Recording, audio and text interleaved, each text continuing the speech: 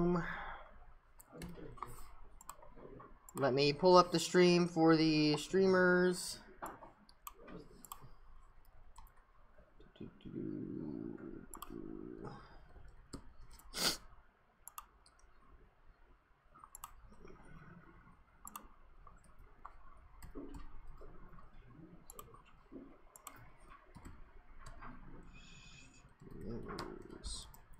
Alright, send that out. Give them a moment to catch up.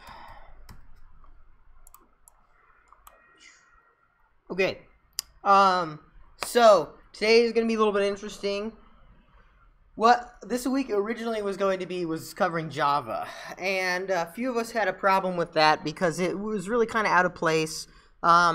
We've heard plenty of feedback from students saying they don't like it, they don't think it's worthwhile to spend an entire week on Java, because the reality is, at the end of this Java week, we pretty much get to the very basics. And you can't write any Java at the end of the week. Let's be real, you just can't. And to me, that was totally useless. Because, yeah, you're singing another language, and that's cool, you're getting a feel for it, but you're certainly not a Java expert. You can't write any Java, and it's not like you're going to remember that 1 week of Java when you go to an interview and go, oh yeah, I know all this Java stuff now. That's not going to happen. So what we decided to do instead was scrap that, and we're going to talk more about React, and we're going to add some information about Redux, and we're going to cover Redux today. Now, this is very experimental. This lesson plan was given to me about 5 minutes ago. So good news is I know Redux very, very well from using it at work, so at least I've got that going for me. If I didn't, it'd be a bit of a problem today. So we're going to try it out. We're going to see how it goes. The activities are going to be kind of, fast and loose. I'm pretty much going to be like, hey, we're going to go do this, and then I'll give you 10, 15 minutes, and I'll do it with you, and then we'll go ahead and move on, right? The rest of the week is going to be pretty much dedicated to reviewing this stuff, Redux and React, and getting comfortable with any of the tech we've covered in the class at all. MySQL, Mongo, you name it, Firebase. You want to talk about it, we can talk about it again. Absolutely. I know on Wednesday in my class we built a React with an API to talk to Mongo from scratch, and they seemed to like that. It was a pretty valuable experience, I think, for everyone.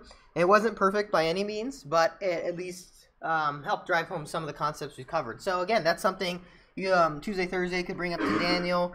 My class can bring it up again if they'd like to cover it the following Wednesday when we come back on the 2nd.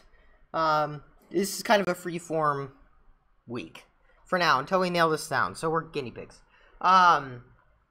So that being said, today's lesson isn't going to be super long. We'll dedicate the rest of the class to working in your project groups.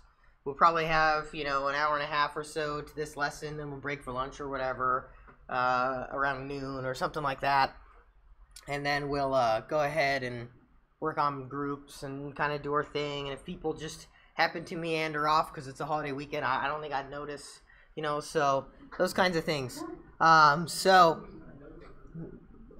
anyway, we're gonna be kind of messing around a little bit today, but I want to try to instill the values of Redux and why it's really important when we go into building production level React apps. Because the reality is, if you build a React application at a production level, you're gonna have this problem, the state problem, without question. So not understanding it, I don't know why, you just click and it moves forward. I don't want that. I hate that. Anyway, we're going to have to deal with this state problem, so we're going to discuss it a bit.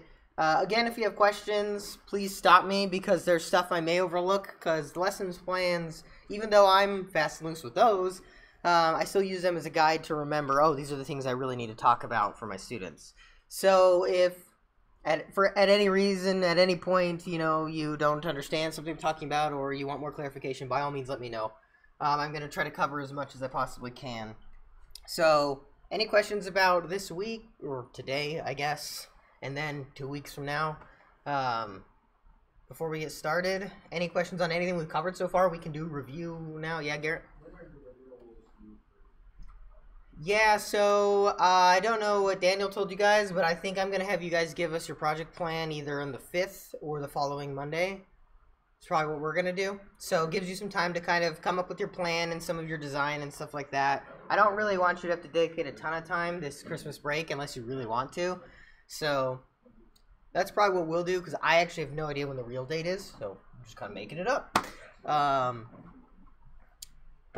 All right, any other questions?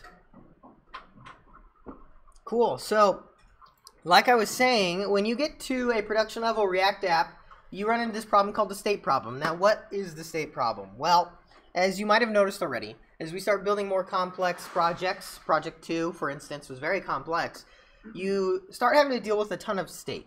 If you want to make your app feel responsive, right? There's a lot of stuff you have to keep in memory and you kind of got to play with in JavaScript, and without refreshing the page. The more you refresh the page, the less responsive your app feels, because you have this loading period. The screen goes white really quick, and then it loads all the HTML, and things are kind of clunky. If you have a bad internet connection, or it's a very heavy HTML page with lots of JavaScript, it just takes a long time. And even though today's computers are very, very fast, it's not nearly as nice as what we've seen with React already, right? Where React doesn't refresh. We have this clean kind of experience. It just feels like everything's flowing real nice. And that's great. It's awesome. React offers a lot for us. But we run into this issue where we have more and more complicated state that we have to keep in memory to kind of make this experience very seamless, right? And React components can hold state. But we've already run into problems where, well, I have the state in this component, but I need it in these other components. What do I got to do? Do I have to have one master component that holds everything, and we have to pass all the state all the way down through all these other smaller components? And it just gets really annoying. And you run into this issue where you either have super, like, kludgy kind of messed up solutions that are hard to understand, hard to follow. You stop kind of understanding what's going to happen when you click a button or something. Or you have this props drilling problem where you have props going all the way down 7, 8, 9, 10 components deep, because you have to bring it all the way from the top down. And that is also terrible because it's just ugly. You have to track this prop through 10 components. Debugging that is a nightmare. So state becomes a real issue, and it's probably the hardest problem, I think, in any application that has a GUI, is how to manage state properly. Just because it gets very, very, very messy if you're not careful. So it's a huge issue. People on the JavaScript side of things didn't really have any real ways to solve this problem, so they started getting creative to address this state problem. And so, what is this problem? Let's go into a little bit more in depth. So say we have this app. It's got an app, it's got a router, a nav bar, the settings page, and somewhere in the settings page we have a profile picture, right? And there's several places that need to show this profile picture. What happens when we need to change the profile picture? What methods are allowed to change the profile picture? How do we know when the profile picture is even changing? It's a really hard problem to know.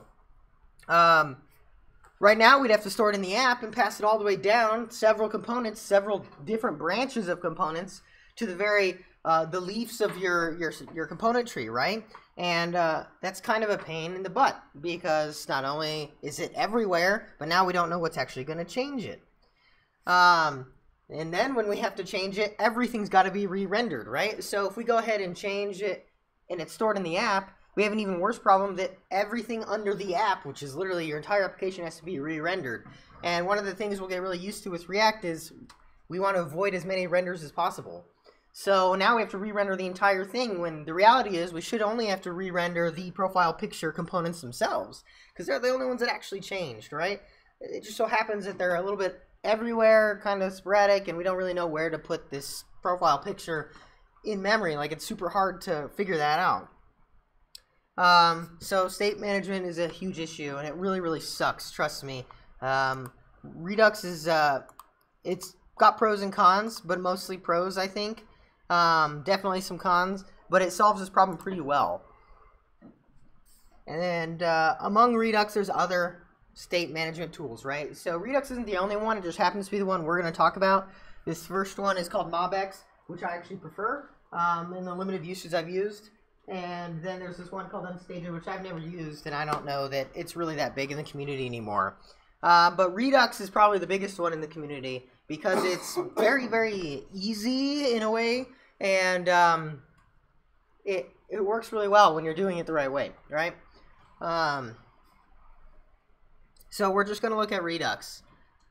So again, when dealing with scale, you need one of these, and Redux is probably the easiest one to get integrated. Also, it's the best one for your resume, I would think, because most people use it. So Redux has 3 core principles. The first principle is the state of an entire application should be kept in a single centralized location. There is a single source of truth. So a little background on this. There are these things called stores in Redux.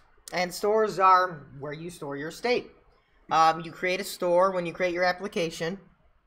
And in Redux you have one. Just one store. You always know where all of the state is. It's very easy to find it because it's in the one place that it possibly can be. This evolved from older state management tools like Flux and Reflux, where you had a store per component, or a store per domain is what they called it, right? So say you had a user domain, say you had an orders domain, say you had an inventory domain, you could have 3 stores, and if you needed to get information cross-domain, it became very messy. You'd have to have all these different stores, you'd have to listen to all the stores, you'd kind of have to know what was going on. And that ended up not really solving the problem very well, because we still had the issue of, when I change something over here, what is it actually going to change? I have no idea. Moving things to a single store, though, which we'll see a little bit more of what I mean with the store soon, basically allows us to control that better. I need to get this piece of state that's in a different domain, that's great. I just include it with whatever other state I need because it's in the same damn place, right? So this solves that problem a little bit more elegantly. The Redux core principle number 2 is that the store is read-only. This basically means that you cannot directly go into the store and start changing state. Yep. Does the store have a hierarchy? Yeah, we'll get to it. The store is an object graph, so we'll get to it. The store is read-only. You can't just like call the store and start changing it. You can't be like, oh yeah, willy-nilly, I'm going to change it. And the reason why is we use the store, we use some information from the store to know when state has changed. And if we just started like willy-nilly going into the store and changing the state, we wouldn't be able to get those notifications, which we'll see that in a little bit. And number 3, which we'll talk about a little bit more right after these slides, is the store is only modified through pure functions. Does anyone know what a pure function is?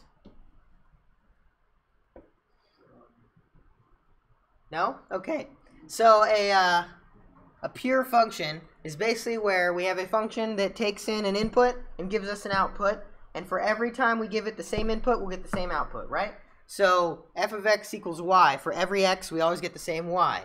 Basically, the point is, we're not changing anything else outside of the scope of that function. So if I go ahead and have a function that says add is a really good example of a pure function. I have x and y, I add those two, I'll get the result, the sum of x and y, correct? If my add function added x and y and also changed some CSS classes, that'd be pretty messed up.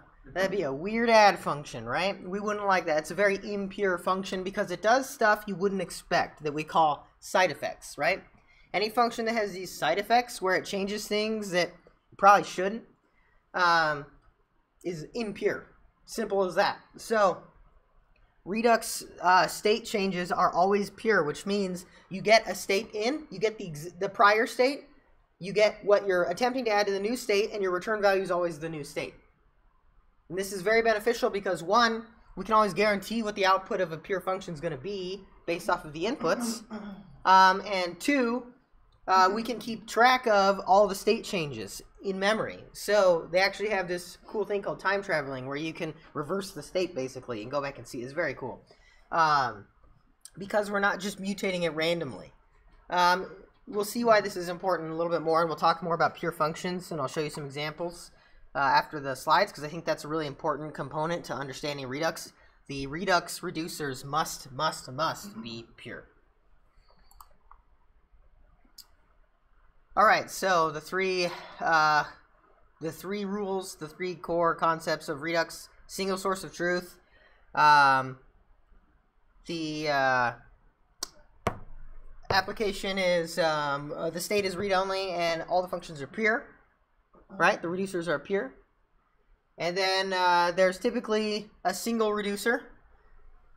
So reducers are these pure functions that end up changing the state. We'll see those in a little bit too. I know I'm kind of throwing a lot of words out there, but We all remember that reduce function from that ECMAScript, the ES6 class. We have map, reduce, and all those filter. Well, Redux is literally built upon this reduce function. Like, that's effectively what all of Redux is one giant reduce function that you run over your state, which is pretty cool. Yeah, so, good, that's the last slide. All right. So why don't we go ahead and jump into an example here. Now again, I'm making these examples on the fly. We have nothing to work with, so bear with me.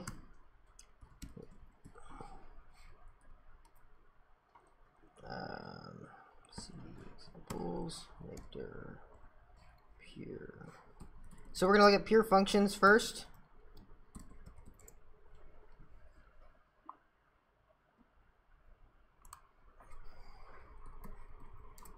We're just going to do it in an index.html file. All right. So we're just going to have a nice script tag.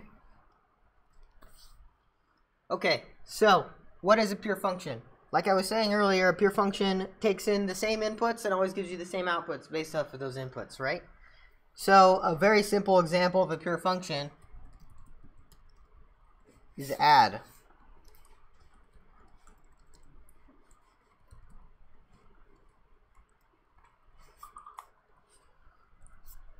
Now, why is add pure?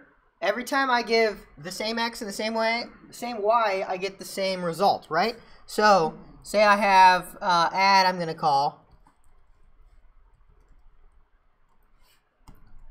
Every time I call add with 1 and 2, my result is 3. Guaranteed, it's 3. No matter what, it's 3. That is a pure function. Now, if this function did something crazy, like, say we have in this body tag,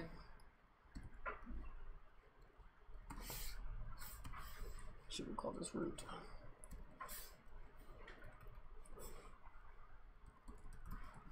Say it gets an element by ID.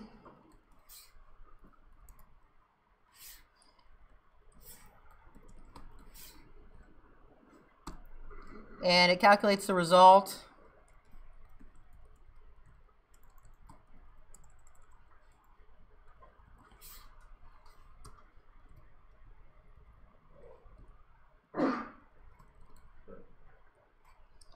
And every time I call add, it also updates this root. This is no longer pure. Even though it doesn't seem like it's a huge deal because it's just updating some HTML. Let's see. With Chrome. It's like, oh, it's just manipulating some HTML, no big deal. Yeah, I mean, that's true. It's not a very complex function, but the problem is, how am I supposed to know, as someone who uses add, that add's going to change HTML on the page? How do I know what HTML it changes? I have no idea. Now, if this was in a module, you couldn't actually see the source code. You would not expect that ever, right? If I called add, I would not expect it to just change some HTML randomly on the page. That's the weirdest thing I've ever seen. This is an impure function. It has side effects, right? It does stuff we don't necessarily expect. And it does stuff that, based off of the inputs, we don't necessarily, in this case we do, but we don't necessarily get the same outputs. So yeah, it's true. If I add 1 and 2, I'm always going to see a result of 3. But that's just, it's kind of a hokey thing. Now, if, to make it even worse, it was like, took the last result from there and then added it to the current result, then it's even worse, right? So if for some reason this element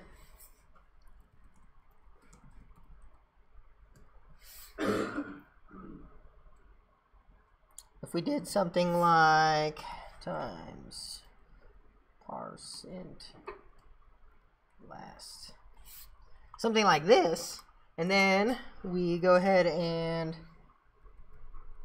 console log these results, console.log result.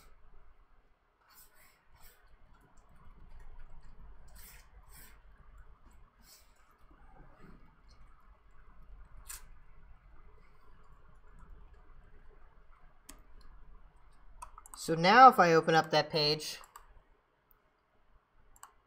oh man, that exploded.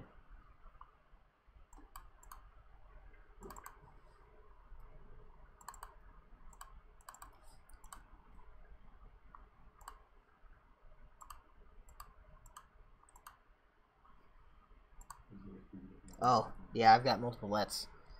I meant to delete those. Alright.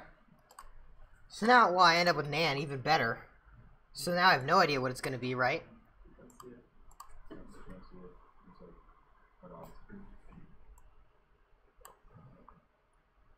If I go look at the source here, and I set some breakpoints, we'll see why this is failing. Probably because it brings it in as HTML. Alright, so we're going to add 1 and 2. Oh man, oh yeah, there's nothing. So this is going to turn it into NaN, which is even worse. This is a great example of side effects that don't make any sense, right? So we would expect from our add that we're going to get 3 out, which we did. We'd expect from the next one we get 5 out, which we did. And the next one we get 6 out, which is great. But it's also calculating this weird NaN thing and updating it to in pure function. So it's kind of a trivialized example, but the reality is pure functions are supposed to be that simple. I give it input A, I should get output B. Whenever A is the same, I should get the same B. Always. That's it. That's the rule. Now we need this for Redux, because if we didn't do that, Redux would start changing things willy-nilly. We'd have no idea what changed, and it'd just be a ton of fun. Alright. So I'm going to pull in some Redux really quick. So the Redux documentation is actually very, very good. I'm going to select that out right now. Now this exercise, or not this exercise, but this class that we're going over is pretty much derived directly from the Redux docs. So there's not too much different there. So you can kind of follow along on the Redux documentation and not be too far behind. So what I'm going to do is I'm going to take a very basic example of Redux. I'm going to show you what it looks like without React. So there's actually this CDN we can use on Unpackage that allows us to take the most recent version of Redux and we can add it in, and what it does is it attaches it to the window. So if I open up this HTML again, oh, dang it. If I open up this HTML,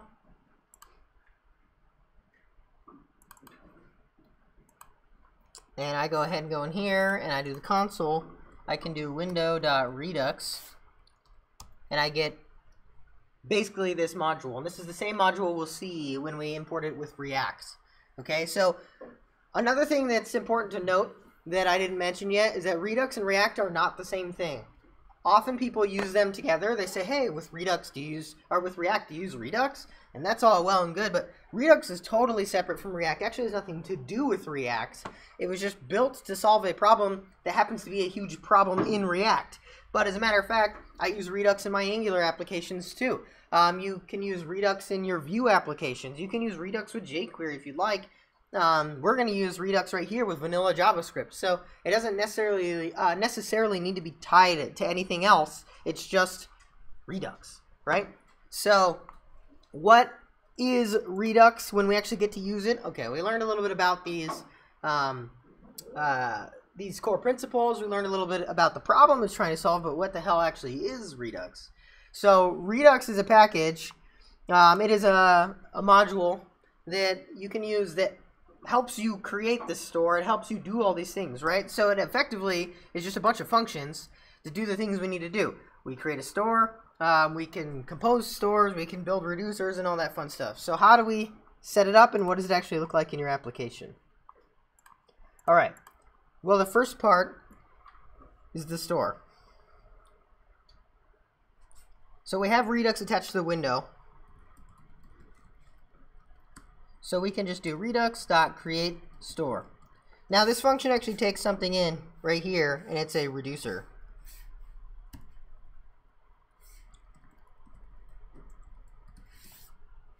Okay? Now, like I said, a reducer is effectively a function. It's a pure function that represents the change of state. And it's named after the reduce function. Does anyone remember what a reduce does? Yeah? Kind of. It can be used for that. What it does is it takes a bunch of values and aggregates them into one value. So the reducer has a special shape in Redux.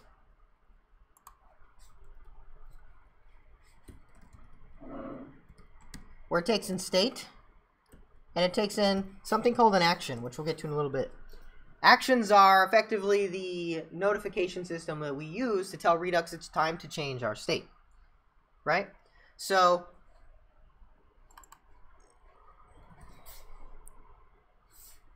we're going to go ahead and create a little counter application here. Increment. And what this is going to do is we're going to click a button, and it's going to change this count variable, or this count that we see displayed, and it's going to store all this in state with Redux. Now, this is a trivial example, but this is always the first place we start with these kinds of things, because we want to see how it works at a very fundamental level, right? So I'm going to create a button. I'm just going to give it an ID counter. No problem. All right. So we got to create a reducer. Reducer is going to take in a state and an action. So all we're going to do is increment a count, okay? So the first thing we want to do, it's kind of a lot to go over. So let me know if you have any questions as we're going over it, because I might backtrack a little bit and be like, oh yeah, we needed this. Again, this is a very unpolished lesson plan. So with JavaScript, there's a lot of things we need to pay attention to, one of those being undefined variables. So we need to make sure that state exists. If there's no state, we're going to default it to 0. Now the action has a shape. Every action has a shape, and it's an object with this parameter called type. So if there's no action, we need to return state, first of all, because we need to check if there even is an action. If for some reason Redux fails and there's no action that's dispatched, then we just need to return the basic state. Now what we can do is switch on the action type. Now this is a requirement. Your actions have to have this type. Do they really? Guess not, but it'd probably be really funky and Redux would be really mad. So what does an action look like?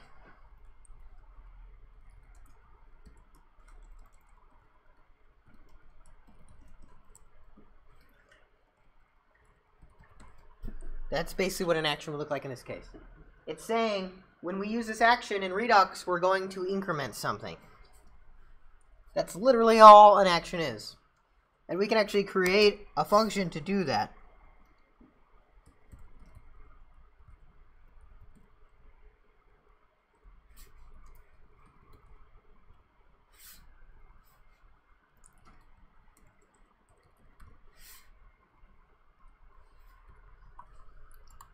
So we can call this increment function, and that effectively creates this action for us. So we have a store that we need to create with Redux. We have reducers that we need to change the state, and we have actions that tell Redux it's time to change the state and how. Those are effectively the core components of Redux when it gets down to the meat and potatoes. All right.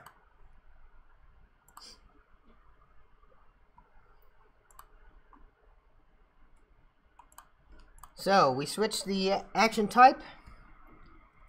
If it's increment, the one we have, oops, we are going to return state plus 1.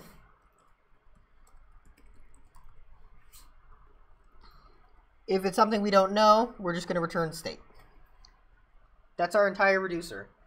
That reducer is a pure function. Why is it a pure function? Because no matter what, if I give it an undefined state, I'm going to return 0. If I give it a state of some number, and I give it no action, I'm going to get the same state. If I give it some state that's some number and an action that says to increment, I'm going to get that state plus 1. And if I give it some action I don't understand, I'm just going to get the same state back. And no matter what, I can test this. If I use the same things over and over and over again, I'll always get the same results. It is absolutely critical that your reducers do this. You cannot change the state. Now, this example, again, is very contrived because the state is just a number. It's not an object or anything. But if it was an object, it'd be easier to see how you could just start changing things. All right, so now we have this reducer. You just plug it on in. Hey, look at that.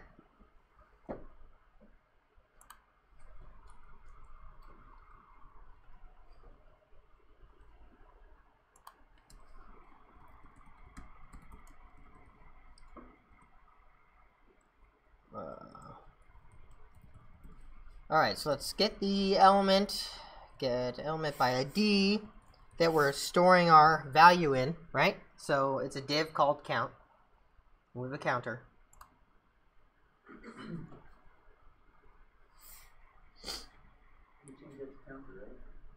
No, counters are button. Oh. So we can get our button.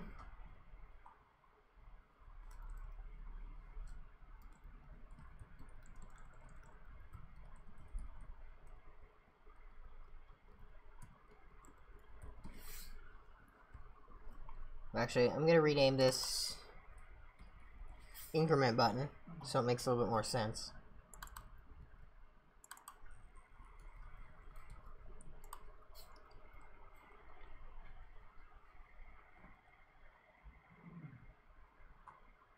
So here we want to take our increment button and we need to add an event listener.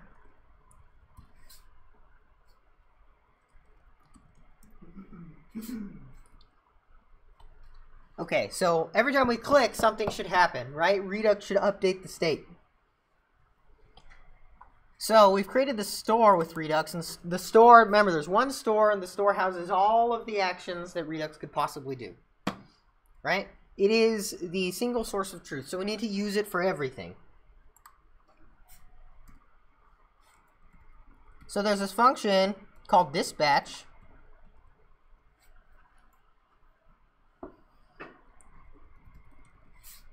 And dispatch takes in an action. In this case, it's going to take an increment. Remember up here we have this function that returns a brand new increment action.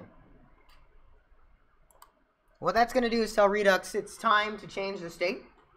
Our reducer needs to be run. State needs to be changed. And then we need to update our UI. So now what's going to happen is we need to build a function to do our rendering. So this is where React is really nice, because React has render functions for us, right? It automatically calls them, and you can pipe in Redux to just know when to use these render functions. But we don't have that. So we're going to make a render function. And it's just going to take our count element and set the inner HTML.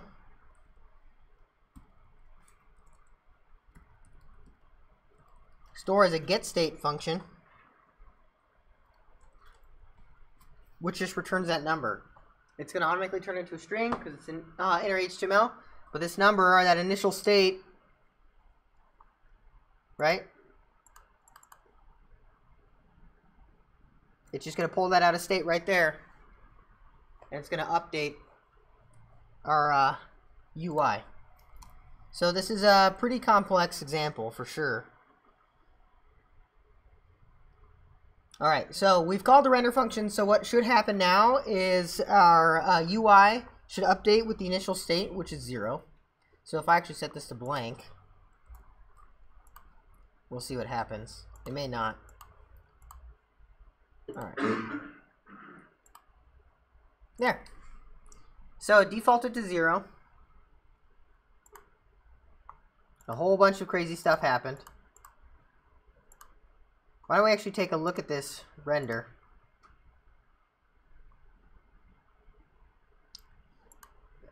We'll set a breakpoint there.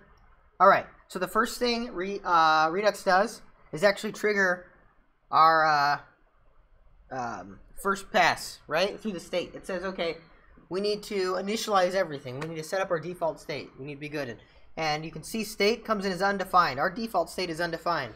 So what we're going to do is we're going to tell Redux that the initial state is 0. And we call our render function a little bit later after we initialize the store, right? So we call it right here. So it's going to go ahead and pull out the initial state, which is 0. It's going to render it on the screen. But we have a problem. I have to call render again. So I clicked it. My state is 0. Oh, whoops. My bad. So numbers come in as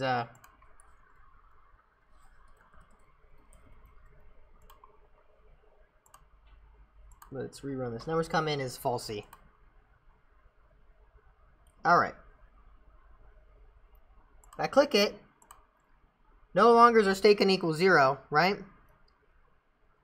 The action's going to be something we know about increment, so our state of 0 is now going to be 1. However, nothing's ever re-rendering. So we can even do this again, and our state is now 1. Redux has it in. We'll add it again. It's now going to be 2. Click it again, it'll come in. It's 2. Click it again, it's 3. So Redux is working, but it's not updating our UI. Because we can do store subscribe, and you tell it, you tell it what function to call when state changes.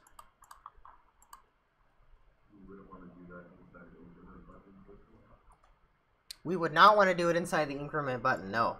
That's a good question. Because then we'd have to call it every time we had a dispatch. Imagine if we had 50 dispatches. After every one, you'd have to call render. It's impractical. And with React, you can't even do it. So right here now, oh, I need to refresh the page.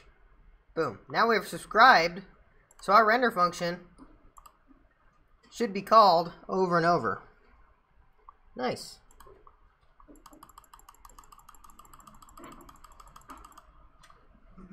That is a very, very basic Redux. I'm going to go ahead and slack this out so everyone can have this to start with. Text.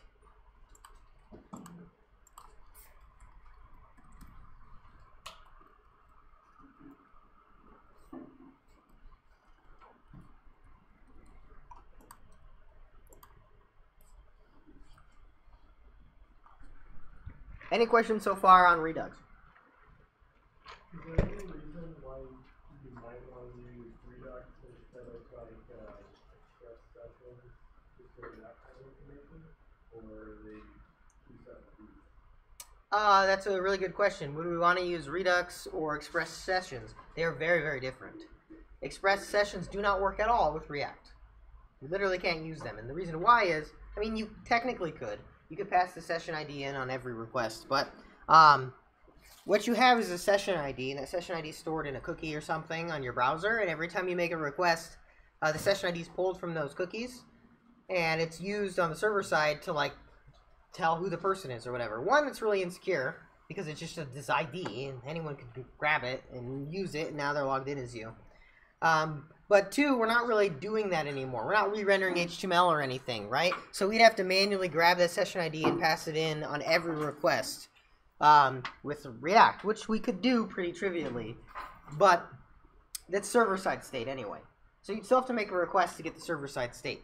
And there are reasons to do that. But if we're just maintaining what's changing on the UI, it makes it feel more responsive. Maybe you don't need to hit the state again on the server, right? It's just an extra call to the server that takes longer and wastes resources. The reality is you'll use kind of a mix of the two. Redux isn't a direct replacement for Express Sessions, and Express Sessions isn't a replacement for Redux. They have to work kind of in tandem. And what we generally use instead of sessions with like a React app is something with OAuth or some sort of authentication token.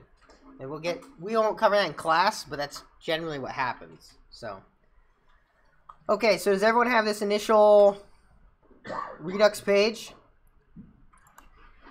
Questions on how this works? Anyone got any confusion on any of this or anything going on that you don't quite understand? I'd like to answer those questions now because I'm going to have you guys add another action.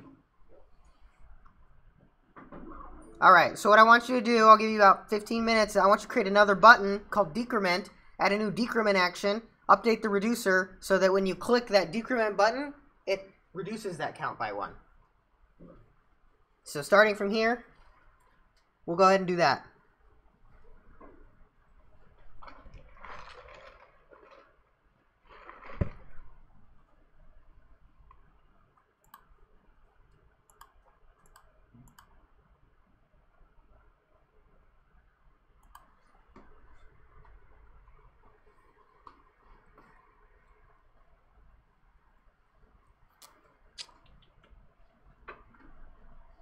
By the way, people just came in. Rolando brought us some donuts, so feel free to have some donuts. There's plenty.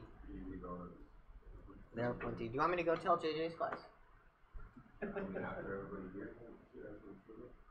Yeah. Go eat the donuts. They're very good. They're roasted donuts. If you haven't had them, they're amazing. Merry Christmas. Go eat the donuts. Merry Christmas, you filthy animals. Play that way,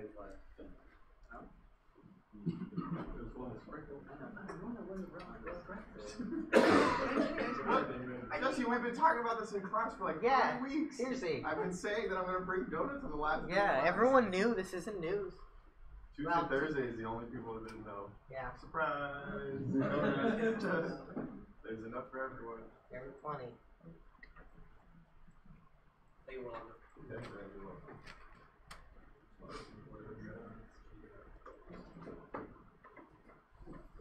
So I copy and paste script code and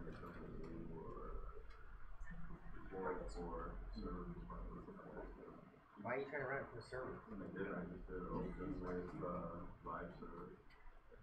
Oh. Just open it in Chrome.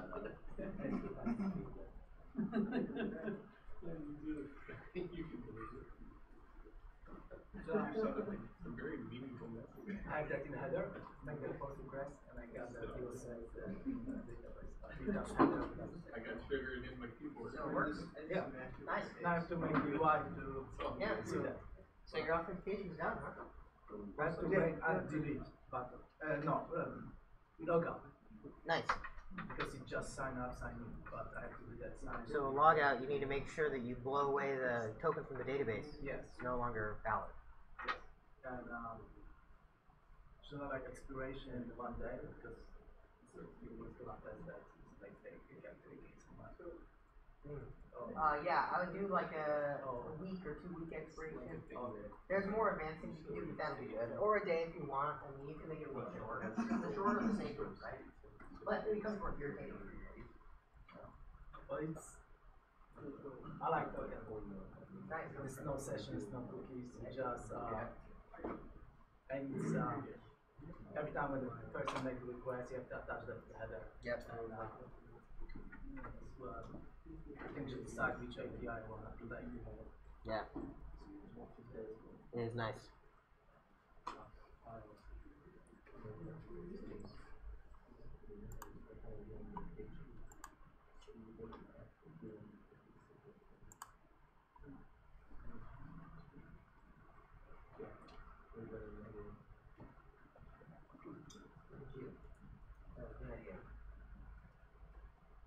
Oh yeah, I totally forgot to get it happened. Yeah, well, that's one of the things.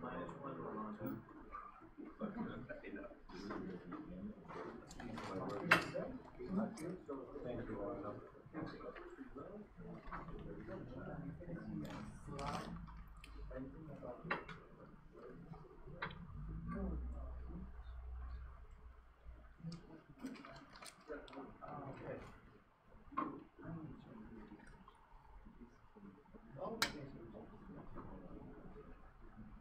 Okay, because when I heard, are you sure?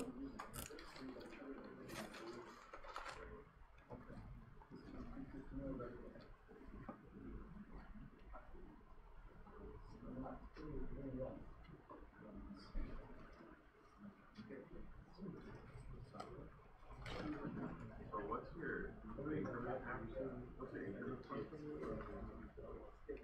Just returns the increment action. You could just pass that directly in. That'd also work. Rapid formatting, what is it telling you?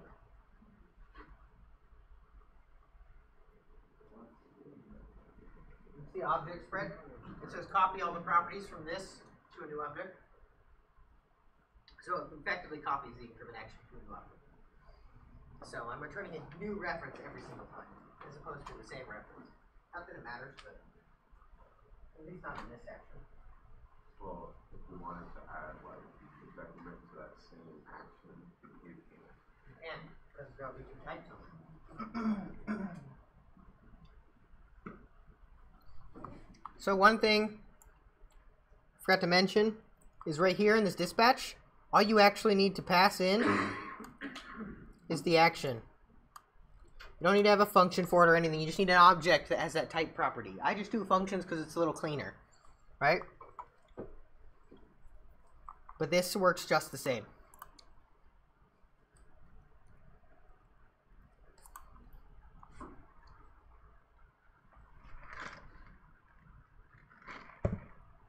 Way easier when you've already laid the groundwork. Yeah. How's everyone doing on this? People get still working? Sorry, I was Is this an activity number? Or We don't have activity numbers. Oh. We're free. We're yeah, we're free form in this one. So So there's the select out the code or yep. thank you.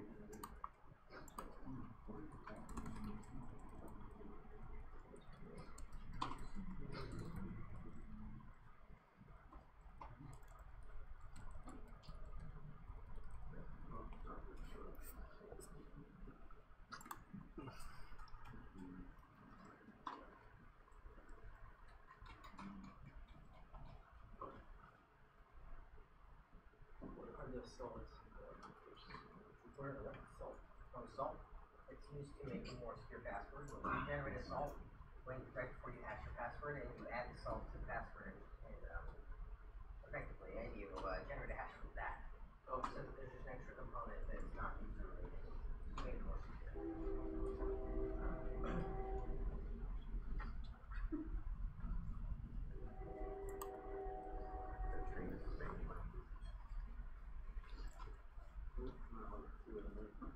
I hear it at 4 a.m.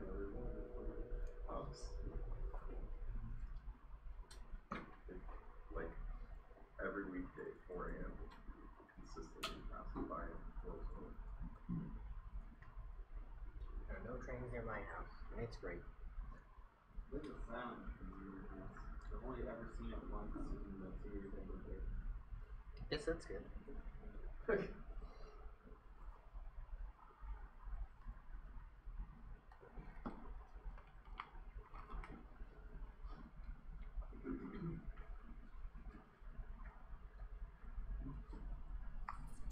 Where did you say we could pass the type directly? Into dispatch. Oh, okay.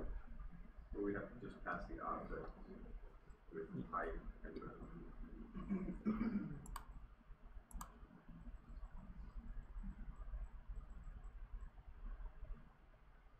I don't know what my thing is doing. It just changed everything to the opposite. And that was it.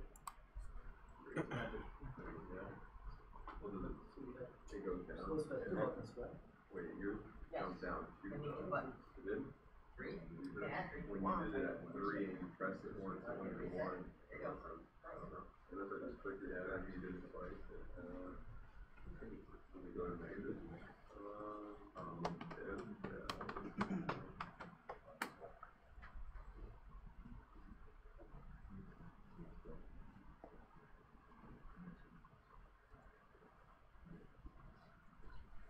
It's because those dispatches are expecting that object. Yes, the dispatch, we'll explain a little bit more later, but yeah, the dispatch takes in an object, it takes in this action. So it's telling Redux how it's going to change. Okay, so I was wondering why you have like increment in all captions. Oh, that's just preference. It's just a string, it can be whatever you want. Oh, because on the switches where you're telling it, the type is this. Yep. It could be a number, it could be whatever. Usually though it's a string that represents the action. So if you go to action here, Give you about 5 more minutes. Do people need that time? No? Is anyone still working on it? Okay. That's fine. We'll go come up with questions while we're spending the last few minutes working on it. If there are any questions.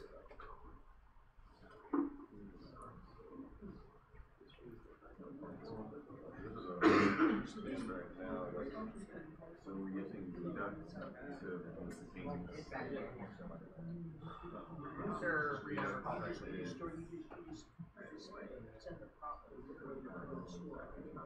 So you could, but there's another package.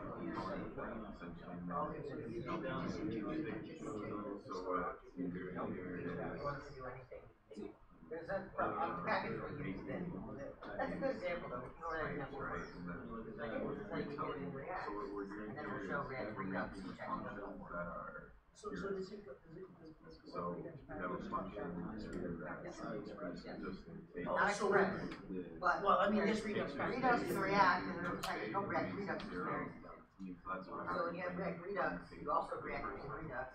Oh, so you can use so you can create your story in your and then it's saying if there's no action, just return the state that it happened. But then it's Store is only client side. essentially if it has a state, Yes. state That's what you created on your client. and it has an action, then but the server can still affect that. and do whatever. I mean, you could do a request to the server and then update state to the dispatch. But the server itself. The server doesn't affect the state. Of course, you don't want to. All you're doing is get information. You don't want to. Right. Right. Okay. You're telling here at the bottom, you're correct your event list, you dispatch, and you dispatch, you're calling this a field. You're calling this regular expression, which copies this object above it. All right. Let's go over this one. Okay. Really quick, Stephanie or Chris, could one of you take notes for me? Because I got to give them to JJ. After this, I'm going to do another more complex example with objects. Then I'm going to do an example where we're passing Redux through the props in React. And then I'm going to do React Redux. So the bullet point I need to keep track of is that I'm doing a Redux example with React without the React Redux package. I only need the bullet point so I can remember to tell JJ afterwards. I'm adding an activity where I attach Redux to React without using the React Redux package explicitly.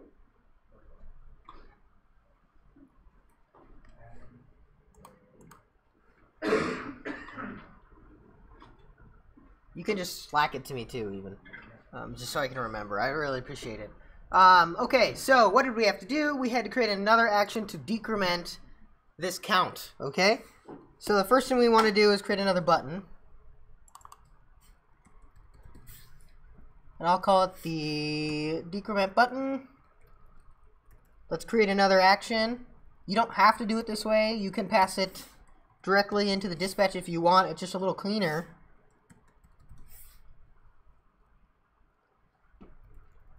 I like it this way because there's less work I gotta do. I don't gotta write, you know, curly braces, type, or whatever, which isn't so bad with these ones because they're real simple, but if you have very complex actions, it starts to become a bummer. Do you have the array of types? What? Do you have the array? No, an action has to have one type always.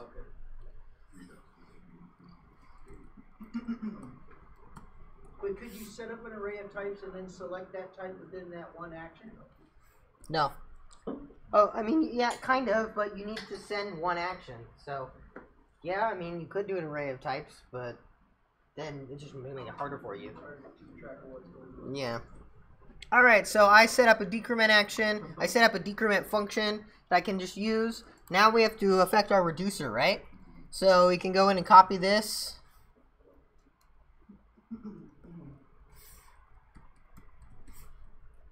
Sometimes it's nice to just copy that directly so you know it's spelled the same. And this one has to be a -1 here.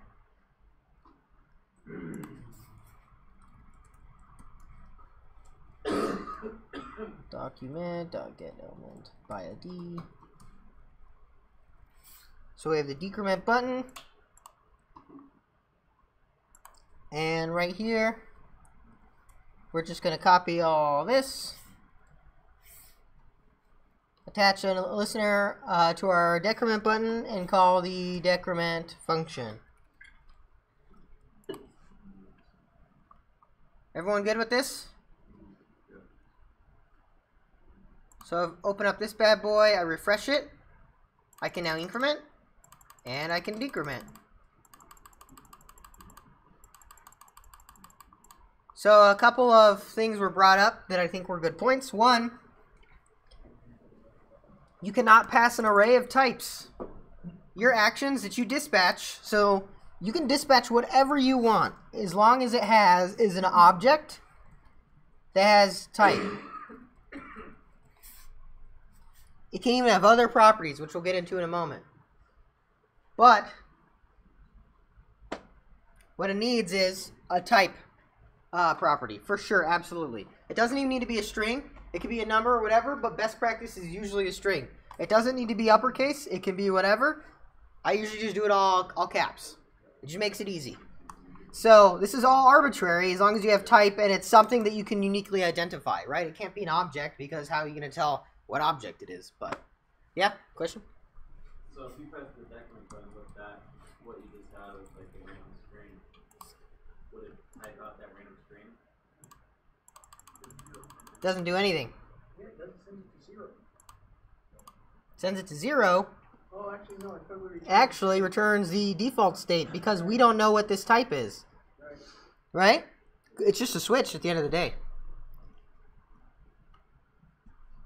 But if you change the decrement case to that random string. Yes, if I change decrement to this random garbage string, not very friendly type names, but it still works.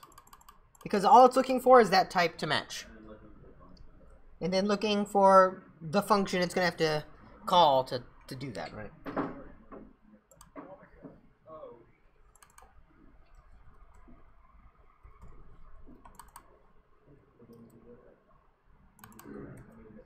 Okay. I'm going to slack out this solution. Said there was another point. Oh yeah, there can only be one type. This type can only be one. I mean, it could be an array if you knew how to differentiate between the arrays on a switch statement. Sure, but if you did like an array of types, or type was an array of stuff, you couldn't technically act on it. There's ways you could use hackery to do it, but it's not recommended, and it is very much against Redux best practice. So you technically could pull it out, and you could loop over each one and do all the different actions, couldn't you? But that is very bad. What you'd rather do is send an action for each thing you wanted to do. One single action. So remember, an action represents one single change to state. Always one change to state. That's it. Does that mean that one change has to change one property of state? No. You could have a multiply by 2 action and a multiply it by 2. Or you could have an add twice and add 2, right? And that's technically incrementing it twice. But that action should only change state effectively once. So you should have one change to state, return the new state, right? It shouldn't change state and do something else and do something else and change state. It shouldn't repeat its requirements to change the state. No. I mean, you can if you really need to. If that's the point of an action is to call it multiple times, then sure you can. But you're better off just building an action that does that full state change at once. Okay, so what other actions can we have? Because we've just gone over a real basic one. What if we wanted to do something, or actually let me slack this out so you guys have this solution.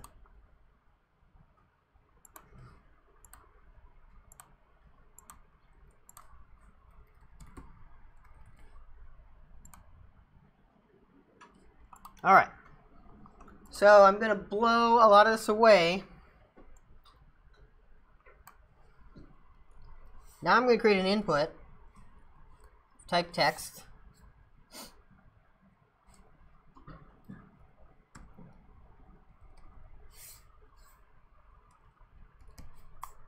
Call the name. And then I'm going to have the p tag. Let me give this name equals name. I'll give it an ID too. It's called name. Everything's gonna be name. Very creative. And this one is going to be display. So let's blow away these actions. I don't need them.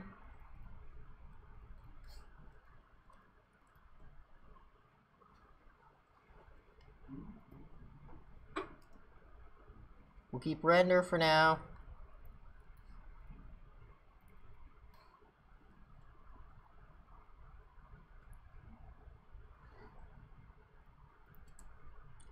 Okay. So just cleaning this up. Pretty much got rid of everything. So what we're going to have now in our state is going to be a name. But it's not just going to be a string I'm going to pass through state. I actually want to pass it through as an object.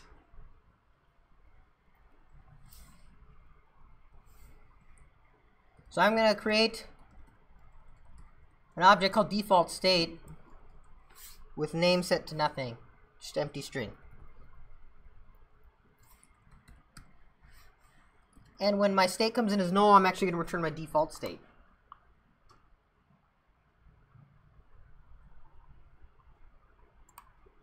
So now I need to get the name.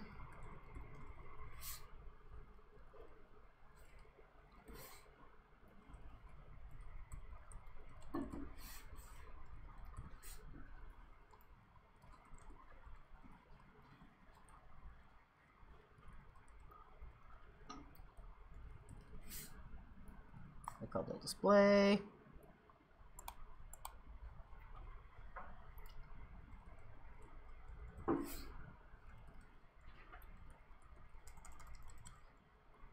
Store.getState.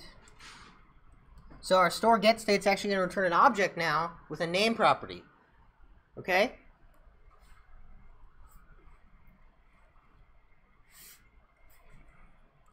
I'm going to set the inner HTML equal to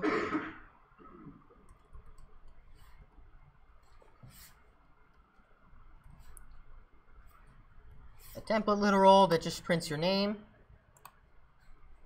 Now what we're going to need is in our name input, we're going to add an event listener. I think change will work.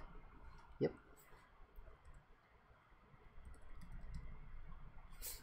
It's going to have to take an event. Actually, let's make this an arrow function. So we can use the new ES6 cool stuff. Sweet. So now we need to come up with our type, our action that we're going to use. Dispatch.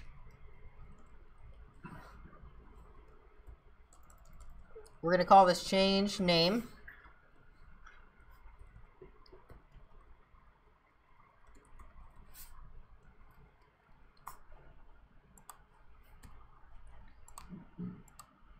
And we're just going to pull the value out. And this should work. We'll find out. And it's going to call dispatch with this change name action. And it has a name property in the action as well. So that's slightly different. So now we're going to jump up to our reducer.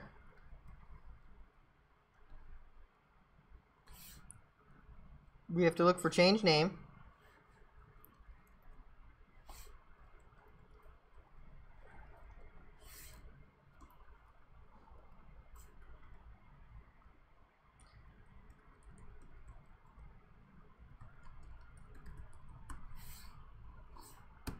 So, for anyone who doesn't understand that, what I just did, I'll explain it in a moment.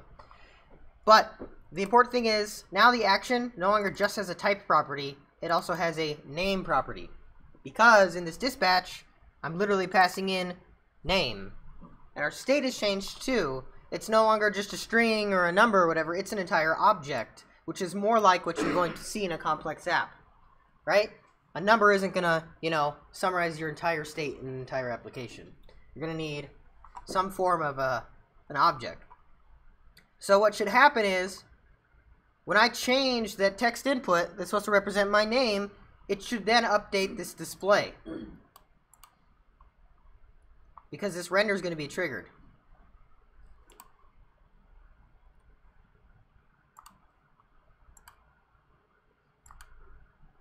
Dang, it didn't work. So that's probably this. The on-change listener is not working. Let me just look at that really quick, because I don't remember how to do it. Yep, it sure does.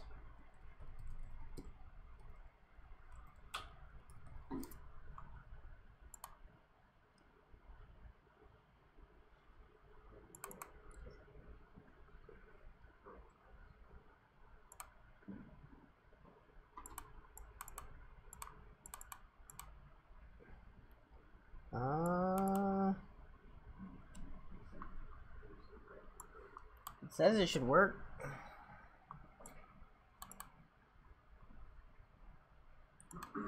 I can attach an on-change or add event listener on-change false. There was an enter on yours, but I don't know why I'm trying to do this one online. Why would Oh. it work? Interesting. Yeah, enter works. Okay, so I gotta go fix that. That must be what that false is. Guess we'll find out.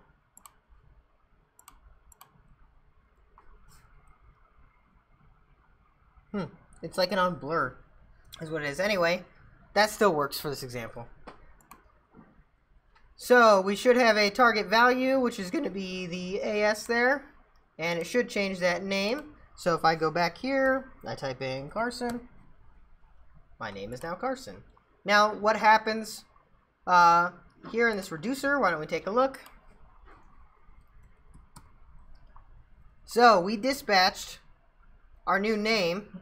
If we look at the state, we have an object with the name Carson. We look at the action, we have our type change name, and the name is now Carson Howard. So if we step through this reducer,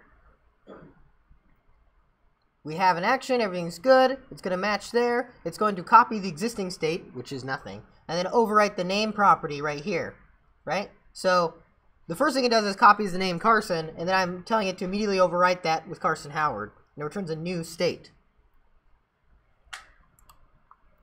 Now you may be asking yourself, why can't I just do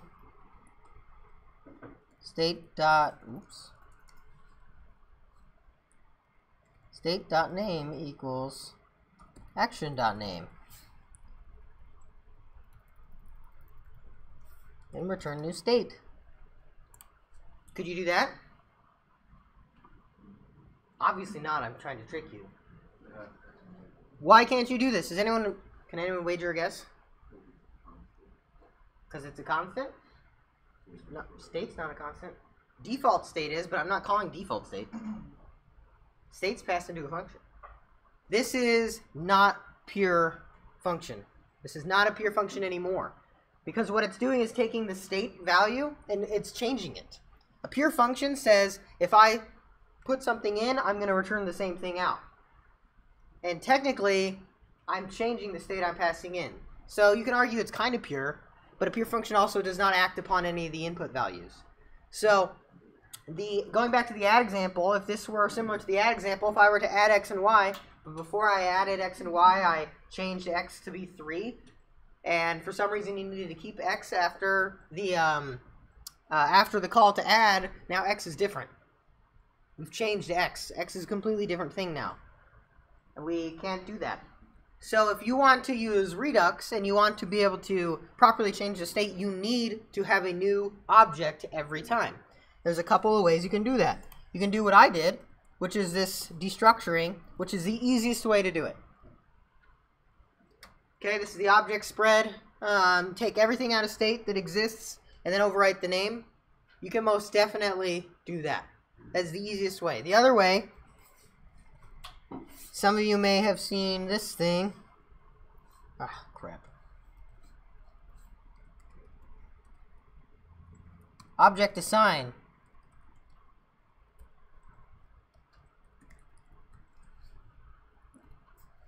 Object assign also works. It does the same thing as this. It takes in the first object And any properties that match the second object. Oh, actually, that's not quite right.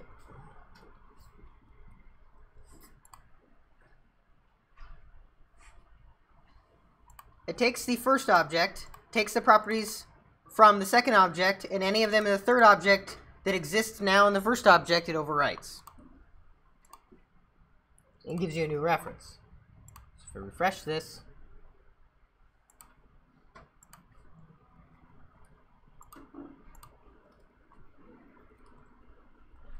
it works the same. Object assign is a little bit more confusing because you have to remember that this first object needs to be a new object. Because if we were just to put the state in the first object, it'd actually change the state again. It'd be the same as the thing I said not to do. It would just change the properties on the state, and that's what you don't want. So what you'll often see in examples is this. Because imagine if I had 5 properties and I only wanted to change the name. Yeah? Question? So I know in React when you have the little ellipses before like props, it's to show that you haven't assigned like the definition of the props yet. Is that the same thing as state? What do you mean you haven't assigned a definition of the props? Like it's saying that there's going to be props in there, but the parent has to. When you use the ellipses before props, it means pass all of the props in. Okay. So it effectively takes everything out of the props, copies it, and puts it into the rat component. So it does define the props. It defines the props that are in the one you're passing down into the child. So this is effectively a copy function. We're copying all the values from the first object, and we're replacing them with what comes after that. So if there was a name here, it's now been replaced with this name. Now if there was another property here that also could change, we wouldn't be changing it. So for instance, if I go in and I have count here, and it's set to 1, this will still copy 1 over. And we can go ahead and new state.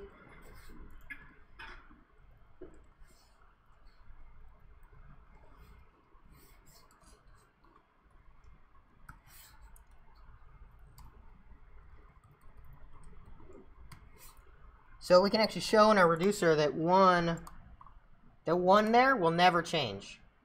So let's look at our console. 1 is still there.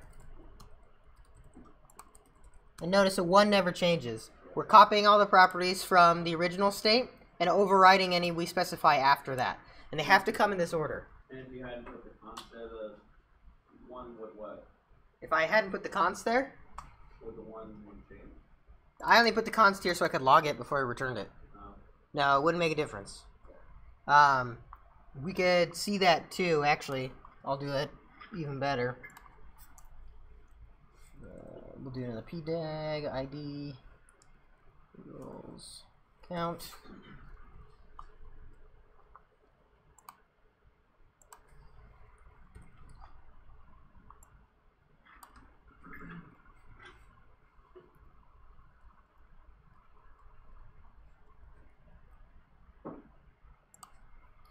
So let's go ahead and count display document.get element by id count. Do this count here, and we'll do count display dot inner HTML equals count is, and we'll pull out count. So now count is always going to be 1. I don't have a const anymore. Doesn't change anything, but the name can still change and the count never does. Even though our render explicitly says if the count changes, re-render it. Any other questions here on basic Redux? Okay, I'm going to slack out this example, and what I want you to do is add another input box, add another property to state, and change that one, but only that one when that text box changes, and display it in the display. So you're going to alter the display field to be like your name is whatever, your next property is whatever. Does that make sense? No? Yes? You can use the count if you'd like. in this activity, add a new input box, add a new action to update state the value of that input without changing the name. Alright, so you're going to basically add a new property to state so you can see what it looks like, right? So you can get rid of count even. And you're going to change that one with the second input box as opposed to changing the name, right? So you're going to have a new action and all that fun stuff.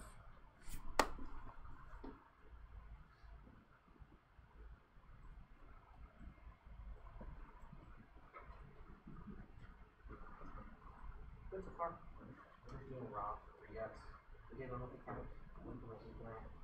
Then we're going to do, I'm going to do this, where I use Redux in React to pass the source drops, and then I'm going to do it. Perfect. So, Perfect. I think that's the perfect way to do it. so it should be good. I think we'll be able to go a little bit longer. We'll finish this, we'll cover it. Yeah, I think it's working out. We might break, maybe we'll do the next one. Just right there instead I don't know, really good. Yeah. of on change. Straight off the website. Right, but it covered everything we needed to cover. I'm still there. Go for it. Yeah, Yeah, your class, if everybody here already had a donut, you can have your class eat the rest of them. Well, I wouldn't throw that out back there. I'm pretty sure everybody in here already got one. If you I don't let them take didn't, breaks, they just go the whole time. does anyone else want a donut? Because we'll let them know. Now's your chance. Run. if you Run, change Kyle. you change your event listener to key up box, it works where you wanted it. Key up works. Change is like, okay. Rolando said if we change it to key up, it works like I want it. Peyton? Peyton said if we change it to key up, it works the way you want it. So if we change the change to key up, then you'll be able to get the change every time you type, which is a little better. Yeah, no problem.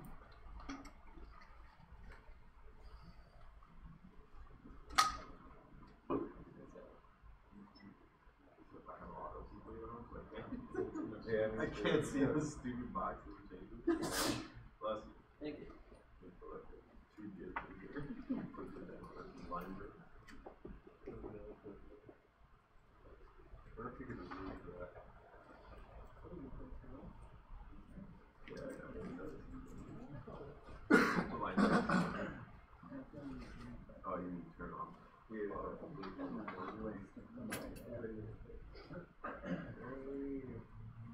You do auto-complete false or auto-complete off. I don't know, whatever. I just put it in the middle of the page, put like 5 line breaks and then put it down far enough.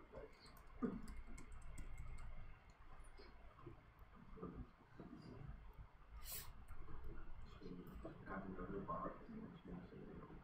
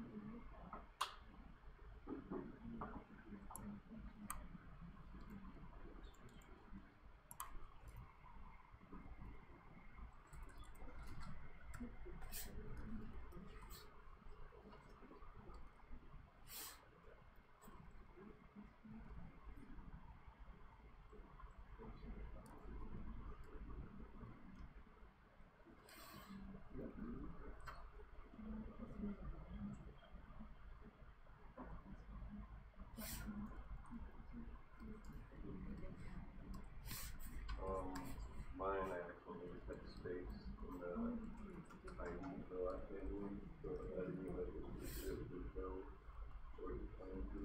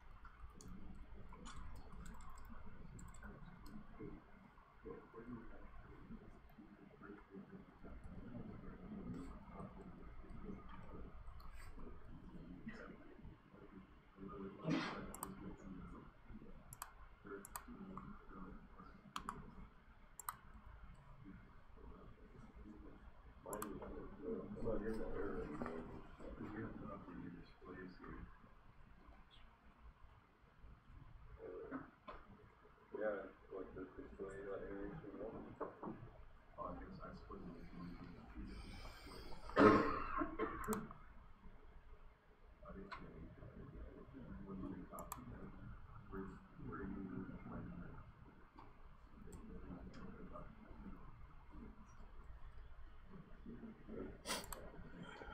like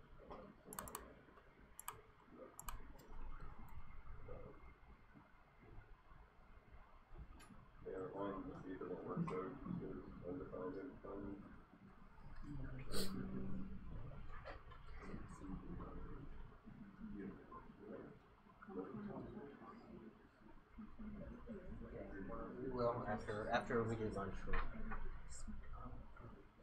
We'll work on it for a little bit. It's not gonna be super long though.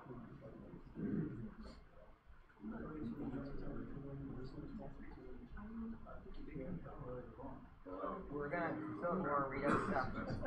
Jessica, we're gonna cover it for lunch so I don't have time.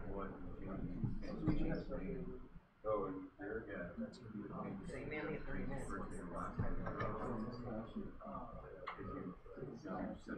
You can come in, but I don't know.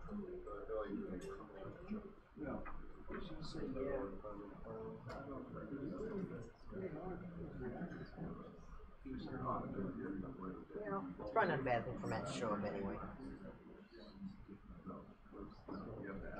Oh, crap.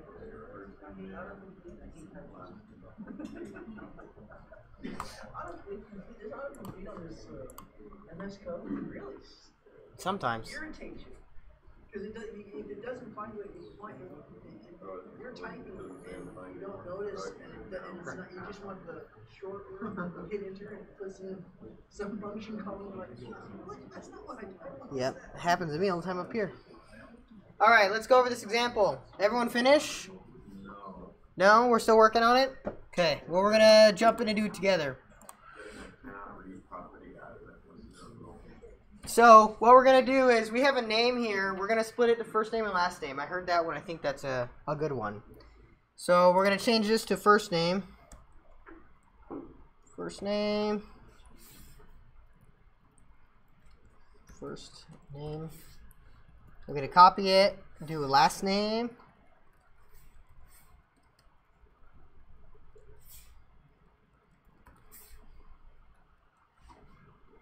Gonna get rid of this count because we don't care about that.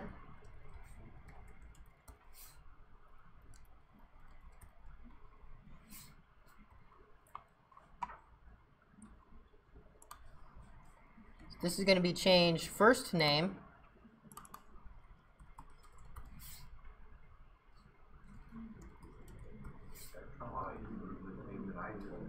And this one is gonna be changed last name.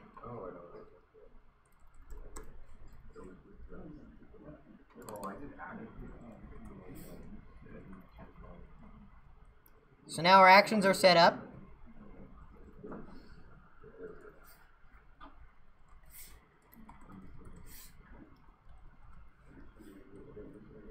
Alright, so we'll grab these by ID, last name and first name. We'll have this be first name input, and this one will be last name input.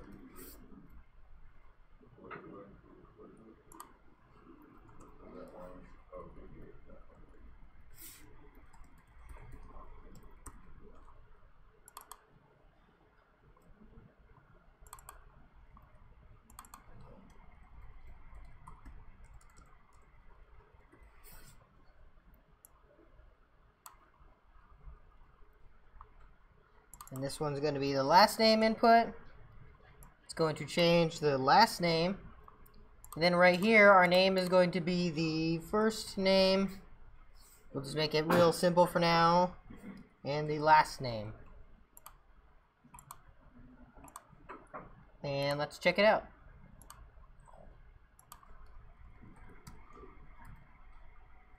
Alright, so we had a little bit of a bug.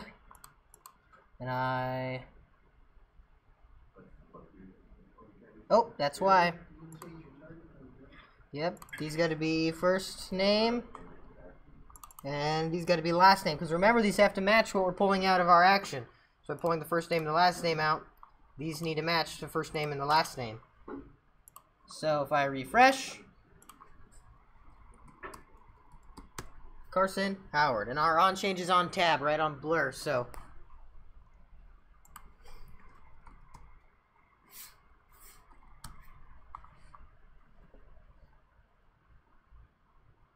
look at the code again.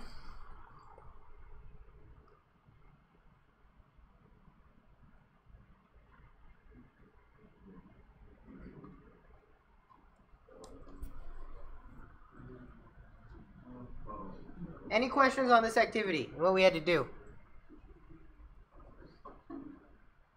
Now notice when I change the first name or the last name, the other one doesn't change, right? It doesn't affect that one at all because we're using this object spread and overriding particular properties.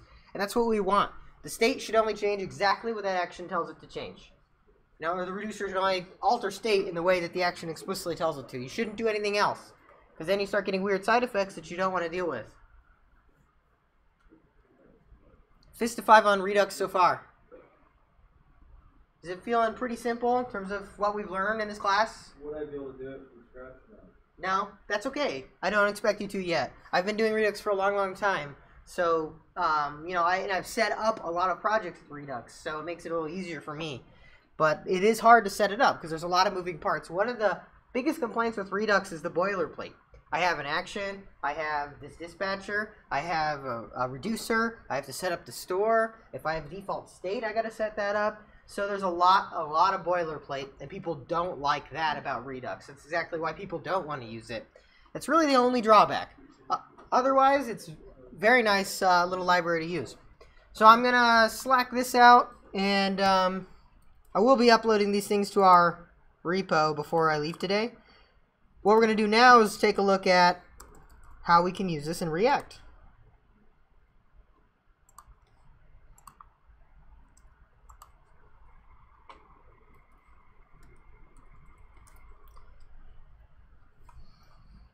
Any other questions on this before I move on? This real basic kind of Redux. Cool.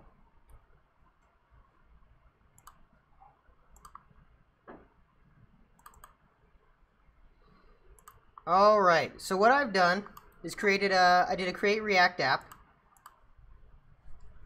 which is what I'm going to have you guys all do for your next activity.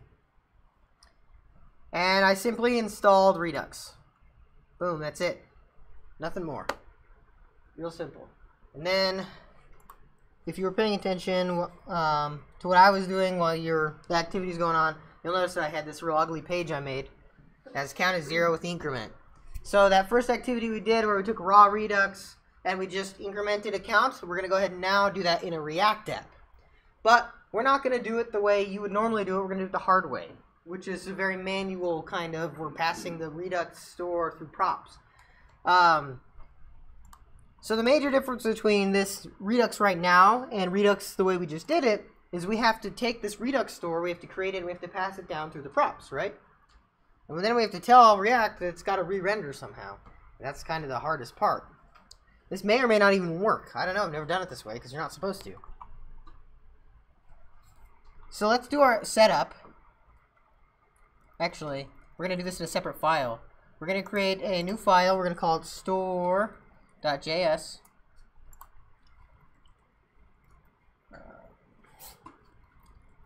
And from Redux, we are going to import the create store function.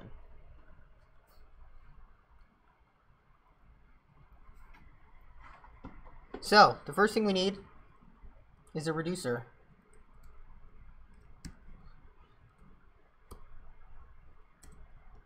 And we can give it a state and an action.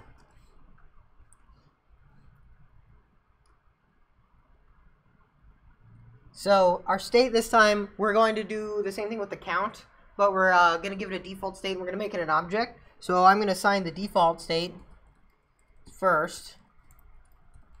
So just going to have a count of 0. And we're going to do that. Basically says if state comes in as undefined, we're actually going to assign it to the default state.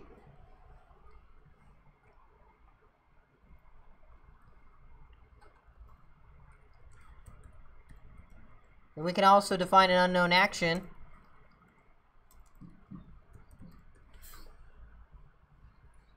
If for some reason the action comes in undefined, we can have an unknown action we can set it to. Now we don't have to worry about anything in our code to actually prevent these undefined values because it'll come into something. So we can literally just switch off action type, make a default case, and return the state. So what this does is if our action comes in as unknown action because it was undefined or something we don't know how to handle, we just return state.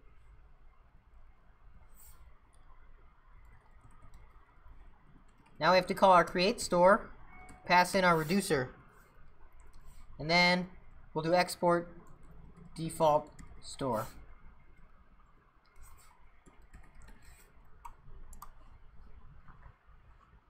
This is the basic kind of setup of our Redux. Very, very basic. Okay, well this is all well and good, but we don't actually have any state changes, right? So what did we want to do? We wanted to increment a button. Is everyone good with this screen, or do you need me to leave it up a little bit longer? Okay. Yes, yarn add Redux, if you're following along. Does it matter if I use NPM? Use yarn. I already use NPM. Doesn't matter, but use yarn from now on. I normally do. I don't know why today I do. With Create React App, I recommend you use yarn. It's just usually what people do. Not that it really matters.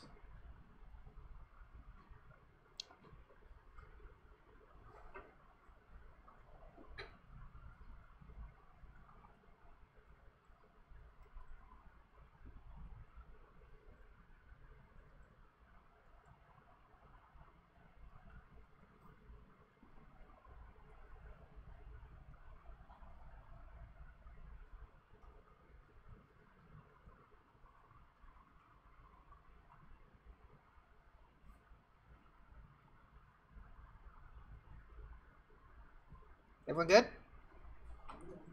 You made this in the source, you made a store.js in the source. Yes, I just made a store.js. I'm going to select this out, so I'm going to move on. Don't worry, I'll zip the source up and you can use it for the next activity. Alright, so we don't have any actions defined, but the thing is, these actions, I'm going to have to use them not only from the reducer side, but I'm also going to have to use them for my components, because I'm going to have to dispatch these actions, right? So they should be in their own separate file. We'll go ahead and call it actions.js. Technically, the reducer, all those things should be in their own separate files, but we're not quite there yet. So in here, we're going to have certain actions. The first one we're going to have is increment. I'm actually going to define a constant, like so. I'm just going to export it.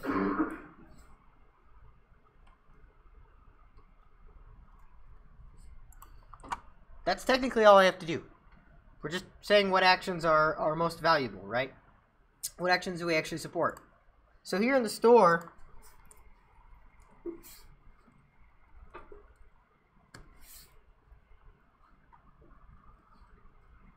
I can actually do star as actions. What that allows me to do, case actions.increment. So right now I'm just returning state, but this lets me pull the actions out. This star as says give me all of the named exports and put them in one object. So if I've named exports, default exports will not come through this way, just named exports. Take all of them, put them in an object actions. It's nice to do that because there's going to be a lot of actions in a normal app, right? There could be hundreds of actions. So you don't really want to import them all individually. We have a big long list of imports. Alright, so what does this have to do? It has to copy over state, and count should be state.count plus 1, because it's an increment. Here what's nice too is we've avoided typos, right, because we're using a constant. So we're making things a little bit safer, day by day.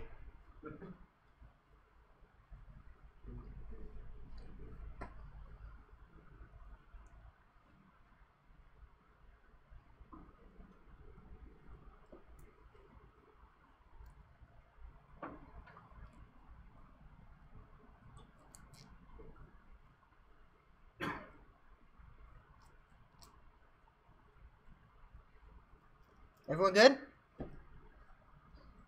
Alright. Back to our index.js.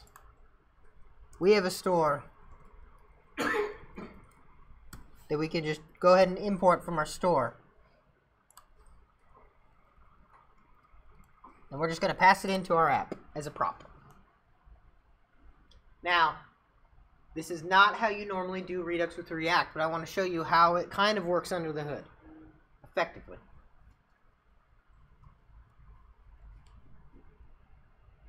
So, here we are, in our app, where we're actually going to make the magic happen. We know we have one prop now, and that's the store, right?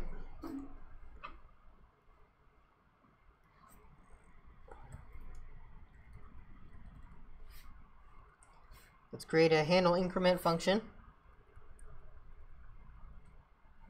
I'm going to bring in some actions. Well, actually, this one I'll just do straight up.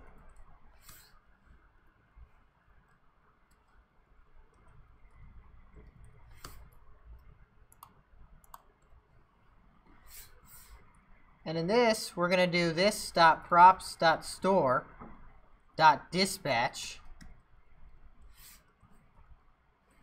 type increment.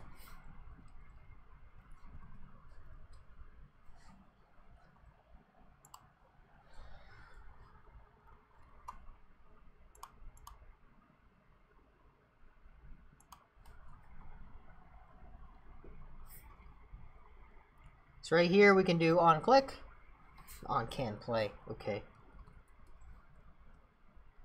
This dot handle increment. So if we did everything right,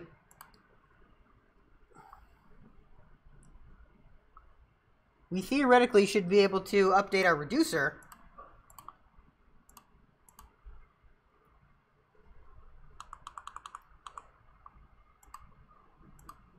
every time we click. So if we go to the store.js, let's set a breakpoint and a reducer.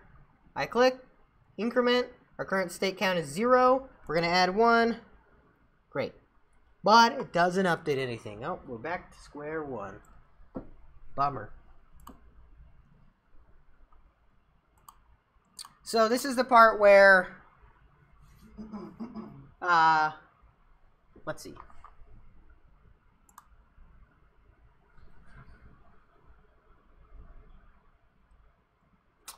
This is the part where it's going to deviate from what we're going to see with React Redux, but I'm going to get it to work first. So remember, we have that store.subscribe that we need to deal with, right? So what's going to happen is when we change this, the count, when we click, it should force a re-render here. So we're actually going to create a default state here too that matches the state we care about. Okay, we're going to call it count. Oops.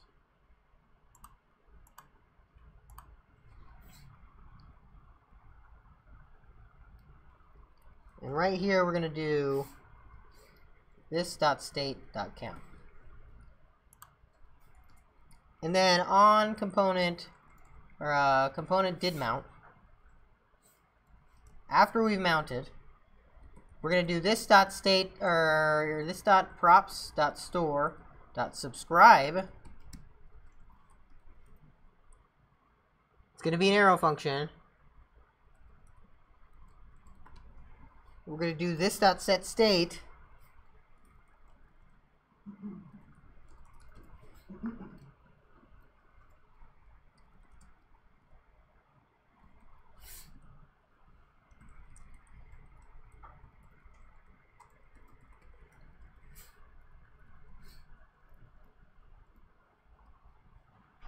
And we're going to force a set state whenever the Redux state changes.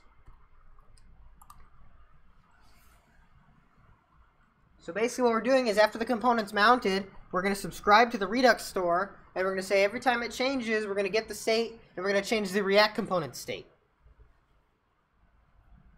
This isn't actually how it works with React Redux. It's much cleaner than this, but this is how we're going to do it right now. It's kind of ugly, but it works. At least it hopefully does. We'll find out. Alright. There you go. Our increment is piped in. Just like the last example, but now it's in React.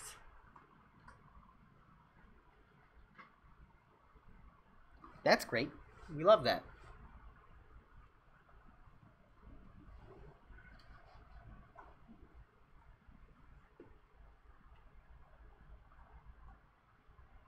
Any questions on this example? I'm going to zip up the source, and I'm going to have you guys add a decrement button.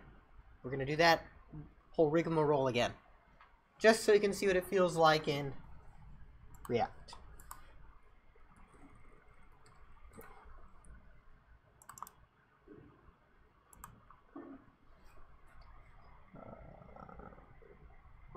So you need to create React app, install Redux, and then you're going to drop in this source.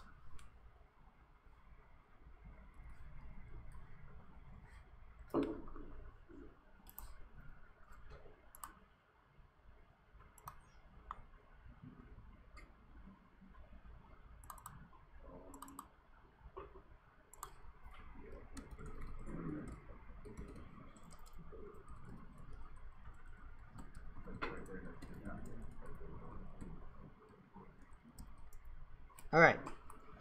So create React app, install Redux, replace the source with the source I just sent you in Slack, and add a decrement button.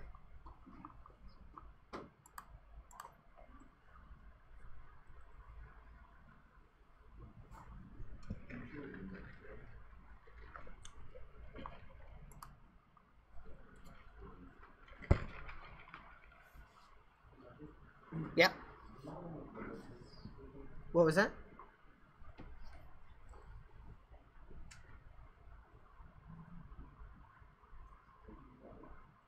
Pretty much.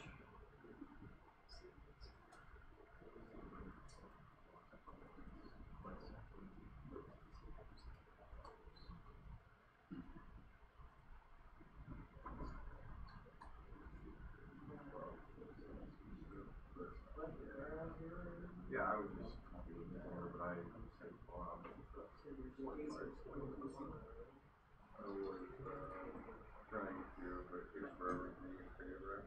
Oh, copy this, like delete your source folder and just copy this source folder into the one you already did. Yeah.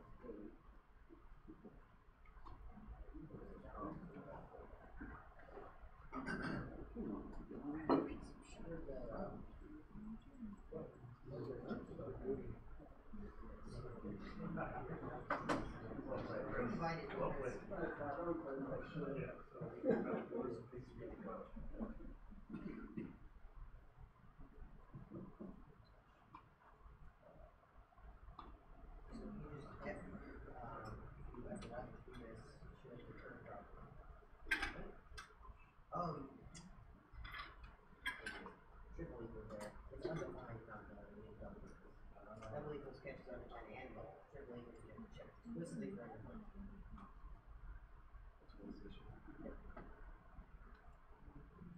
Little things. I shouldn't have done it that way, but.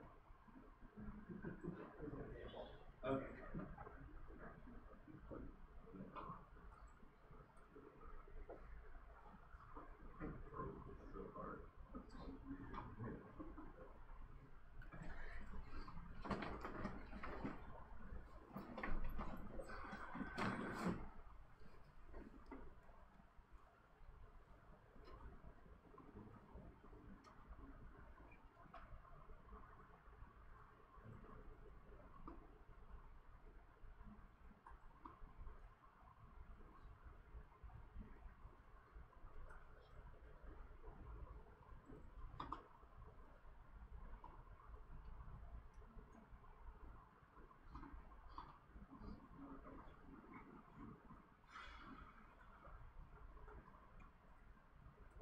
actions, would you generally split that up into separate files for each action? Not each action, but groups of actions. So if you had user-related actions, maybe they'd be user actions file, you know, item-related actions. You get like I was just thinking like components in general in their own file. right. So if a component has relevant actions and the components are highly segregated, then yeah, essentially. But it depends. There's a lot of ways you can organize it. It's really up to you. I try to find a way that's easy so I don't have to jump around to too many files, but split up enough that the files aren't huge. Yeah. So, kind of an art form around itself.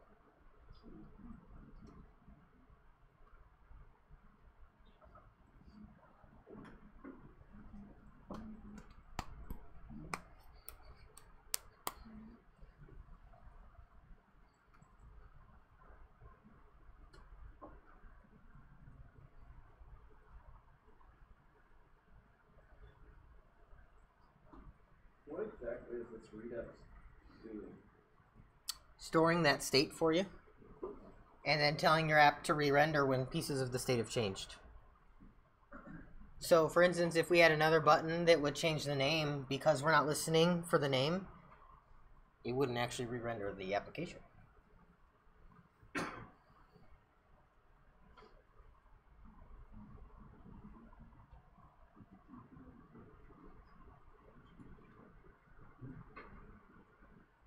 Doesn't React kind of natively re-render when you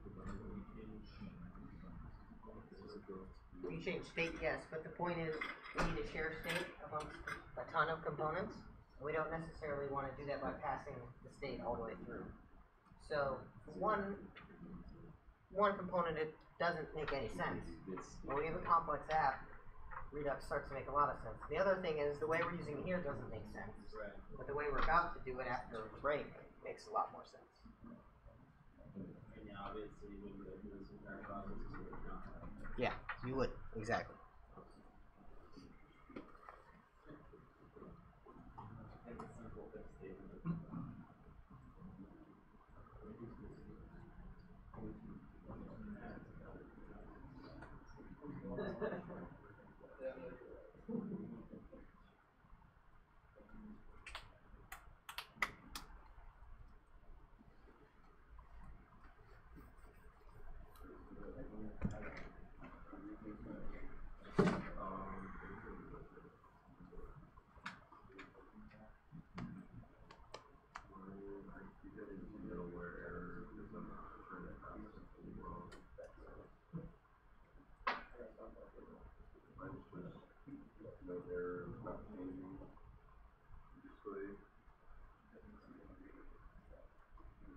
I know I missed something here, I just don't know where. Oh wait, I spelled that way wrong.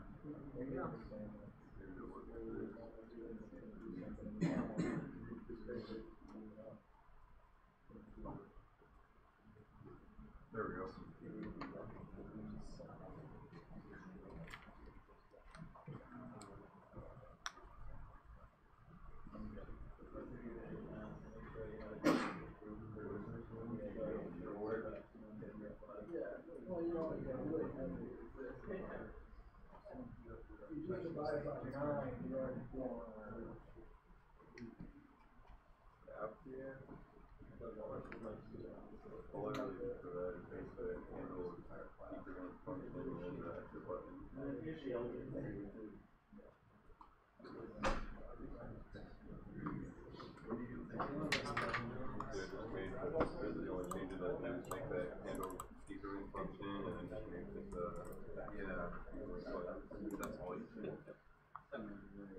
Oh no, and I imported decrement from there.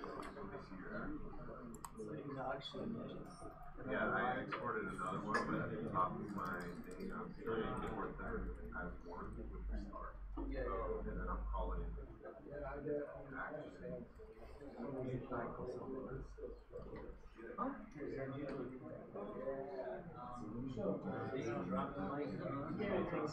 instead of passing an object like in dispatch, I just pass an action dot and then move to report and it says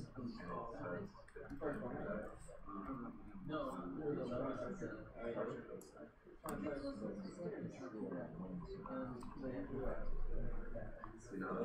what does the match have to be done inside the user?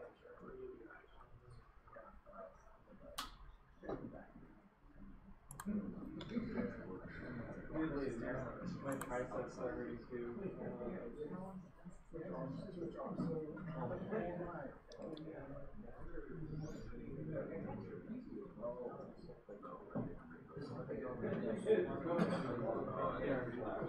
All right, people are real chatty, so we'll go ahead and go over this. Okay, the goal of this was to add a decrement. So if we go to our app, let's do the low-hanging fruit first. Well, actually, let's add an action. That's the lowest hanging fruit. Decrement.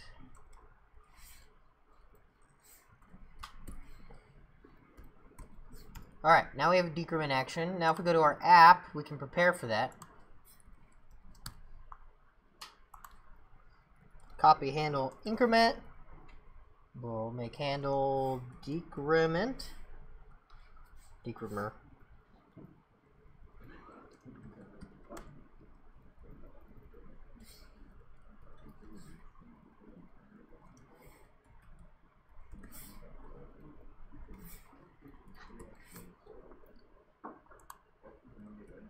Alright, so the app component's done, so we just need to change the store.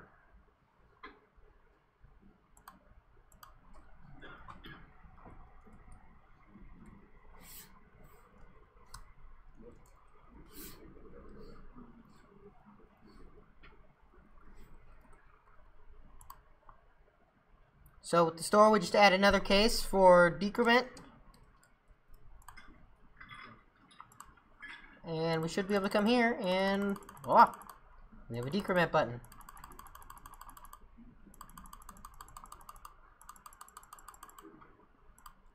Any questions on how to add the decrement button and how this works with React? So it's effectively the same thing we did, right? We just added it to React. Now we're passing the store through props. And through magic, we have the Redux state now that we can use instead of our built-in React state.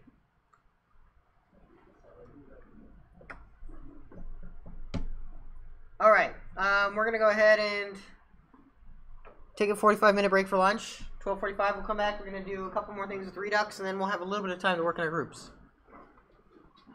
So are we ever changing the React state there, or is it just only the Redux state? Only the Redux state. I guess not. So what happens? It'd be interesting. Would you ever want to set the React state to the Redux state?